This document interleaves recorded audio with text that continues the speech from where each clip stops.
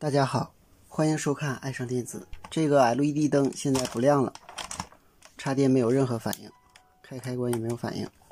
下面我们把它打开，看看是否能够维修。由于修过这种 LED 灯，它的灯珠不容易损坏，所以我们从后边打开，看看它的恒流源是否损坏。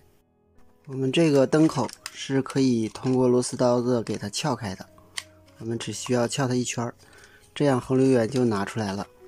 我们看一下恒流源的芯片，打开以后，内部恒流源很简单。现在测量大电容两端电压有200多伏，这是因为刚才没有放电，说明300伏进来了，整流桥、电容都是好的，这个电感应该也没有问题。看这个电容的样子也没有问题，应该是芯片的问题。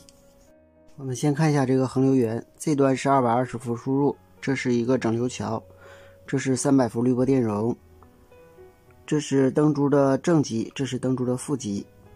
负极接电感，电感过来以后接芯片的5、6角，内部功率管的漏极。它的8角是电流取样阴角，外接 0.9 欧的电阻，接 D， 1角是 D， 4角直接接300伏。这个芯片的型号被打磨掉了，下面呢我们用一个恒流源芯片给它代换。这个芯片的型号呢是 BP2866， 与它的阴角以及外围电路完全是一样的。下面我们就把这个芯片焊下来，换上，看看是否能够正常工作。先把这个芯片焊下来。好，我们换一个新的。好，我们把新的焊上去。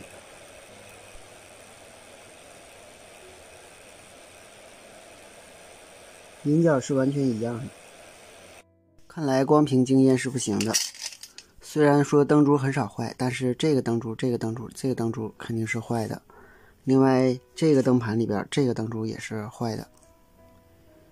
所以呢，我们要把这几个灯珠给它更换掉。